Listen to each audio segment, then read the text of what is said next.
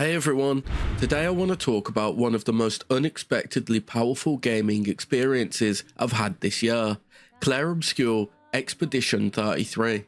This game came out of nowhere for me. I'd heard a little buzz, saw some hype, but nothing prepared me for just how deeply it would pull me in.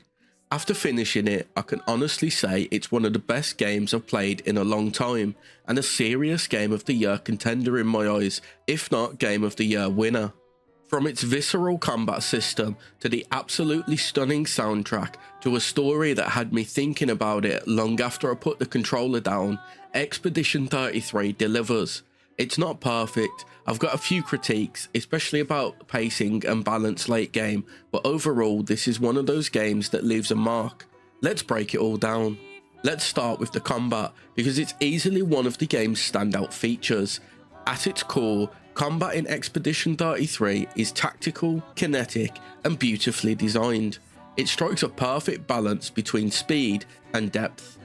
You're not just button mashing, you're reacting, reading enemy patterns, combining character skills, and adjusting your strategy mid-fight.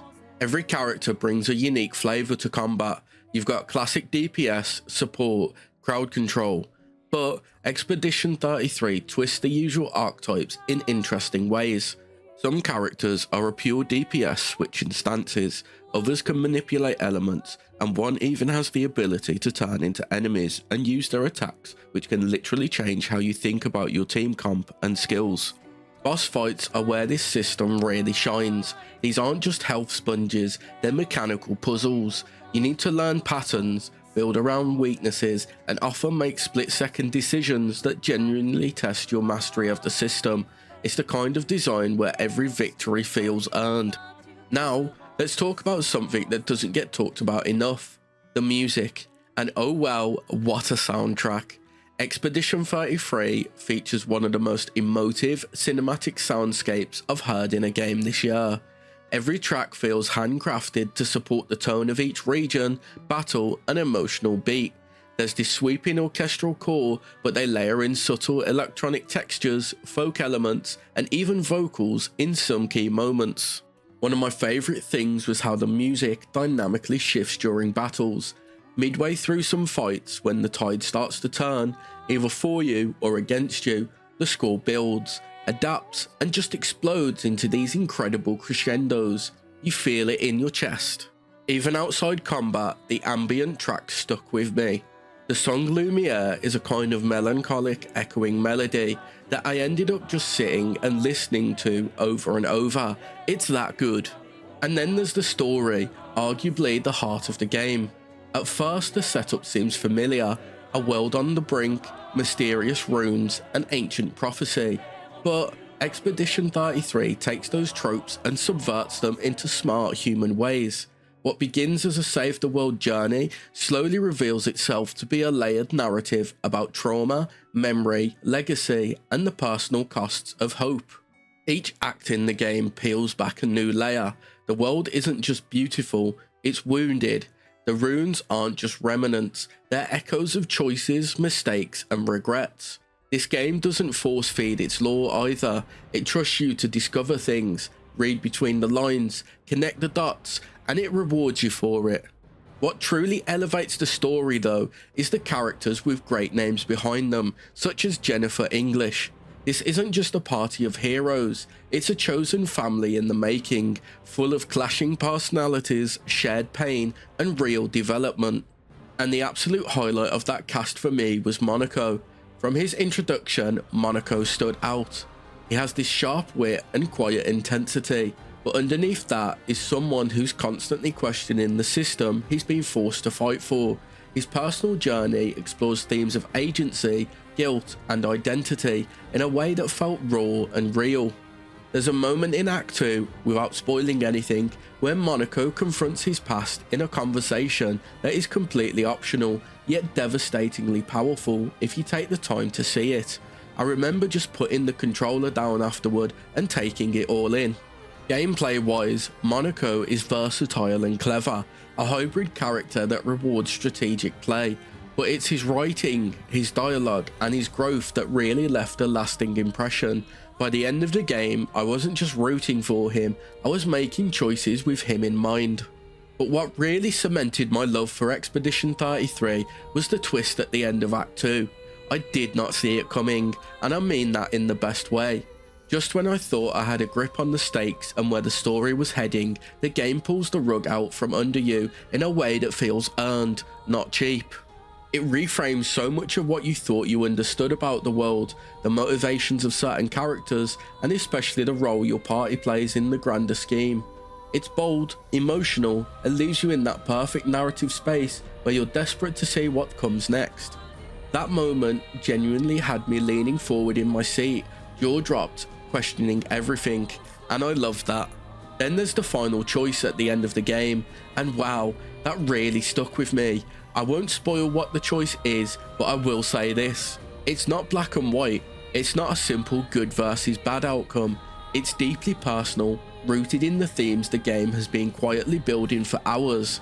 Legacy, sacrifice, and who gets to define what's right. Even after I made my choice, I kept thinking about it. Did I do the right thing? What would have happened if I had chosen the other path? Was my decision selfish? Was it brave? The game doesn't give you a pat on the back or spell out the consequences. It trusts you to carry the weight of that choice. And that ambiguity, that lingering doubt, it's honestly one of the most powerful feelings I've had from a game ending in years. That being said, not everything in Expedition 33 worked flawlessly. By the time I hit Act 3, I started to notice a pretty significant spike in difficulty. Enemies suddenly had massive health pools and were hitting hard. Not just bosses, regular encounters too, and it felt a little out of left field, like the game had flipped a switch without warning. It wasn't impossible, but it definitely pushed me towards doing a lot of side content to keep up, which, to be fair, was really good content. Tons of character development, world building, and great loot. But here's the issue.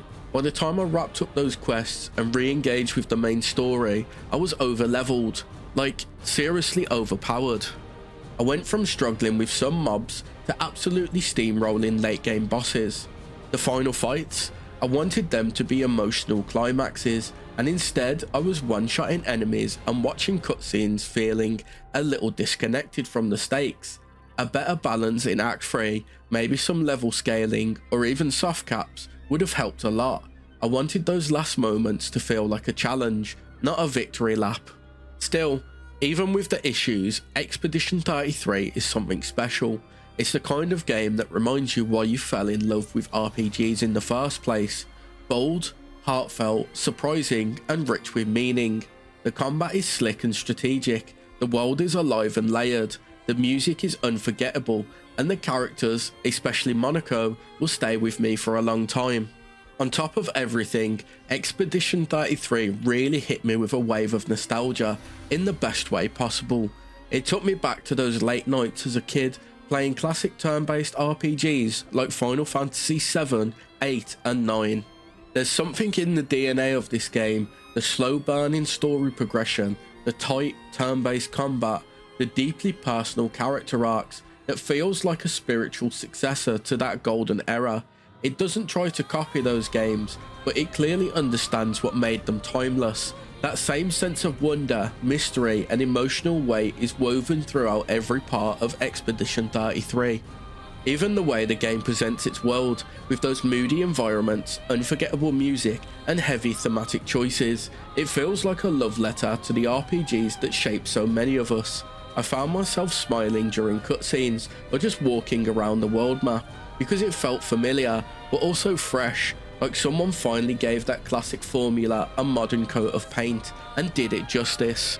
It's rare to find a game that captures that old school RPG heart while still feeling contemporary and polished, but Expedition 33 nails it. It reminded me why I fell in love with this genre in the first place. If you're on the fence, I'd say go for it. Just be mindful of how you approach the late game. Maybe don't do every side quest during Act 3 if you want to preserve some challenge, but absolutely do experience this game. Thanks so much for watching.